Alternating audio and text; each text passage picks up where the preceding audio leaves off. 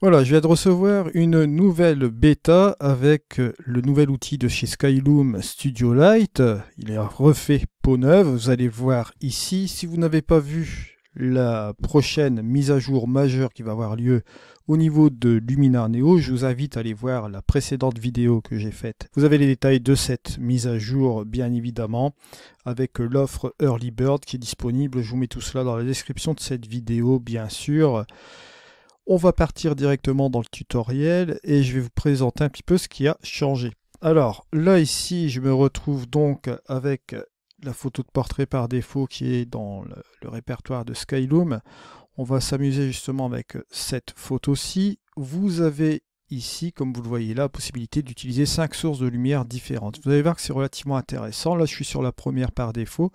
On peut bien évidemment la déplacer, vous allez voir après. Je vais monter tout simplement la quantité que vous voyez ici. Lorsque vous montez la quantité, je vous rappelle donc que je suis sur une bêta, il y a peut-être encore des chances qui vont changer d'ici fin août, bien sûr. Vous avez l'augmentation, bien évidemment, de cette source de lumière. Après, on a la personnalisation de cette source de lumière. On y viendra juste après. Je peux jouer sur la luminosité, comme vous le voyez ici. Comme vous voyez là, on a la source bien sûr de notre lumière. On peut jouer aussi également sur la luminosité. On a un deuxième curseur comme ceci.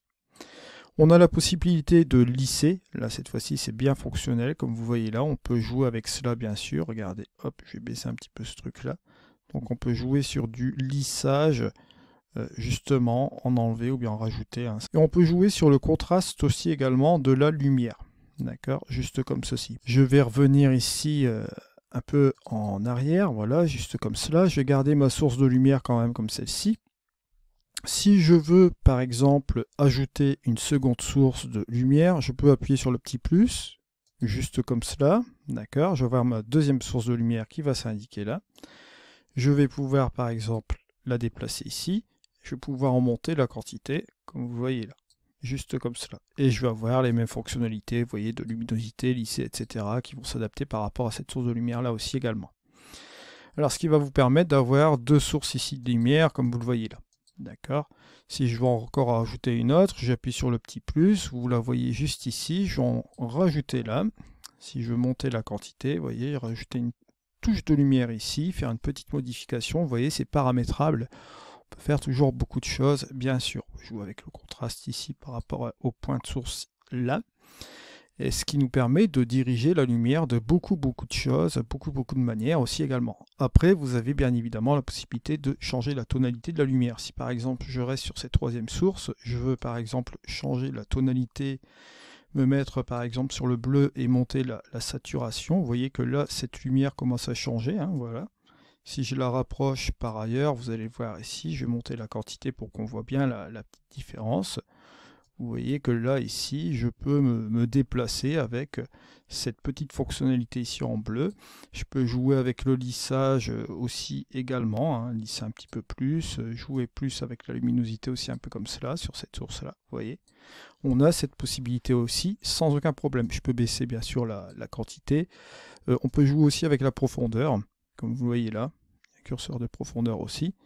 Et là, bien évidemment, il y a une possibilité de paramétrer aussi la lumière proprement dite. Vous allez avoir des options supplémentaires. Vous allez voir ici. Je vais me remettre sur une source de lumière ici, pour simplifier la chose. On reviendra sur les autres sources après. Je me dis par exemple, je vais aller dans le paramétrage avec des lumières avancées. Je peux changer là ici la texture, vous allez voir, hein, on peut changer les différentes textures. Par exemple celle-ci, je peux mettre un petit feu d'artifice juste là pour un peu personnaliser l'ensemble. Et là, vous pouvez mettre aussi également à l'échelle, comme vous le voyez ici. Vous pouvez ici changer la position, bien évidemment, de cette texture. Vous voyez, on a ici un petit quadrillage ici qui permet un peu de voir ce qu'on peut faire avec cette texture ici. Ce qui fait que ça nous permet, comme vous le voyez ici, là, de personnaliser la lumière par rapport à la texture. Comme vous voyez ici, on oublie la source simple, on joue tout simplement avec quelque chose de relativement intéressant ici. Alors, si on ne veut pas de texture, on va jouer sur la source de lumière simple ici. Vous allez jouer sur les strips ou sur les points, d'accord, les points lumineux. On peut rester sur cette source-là comme cela.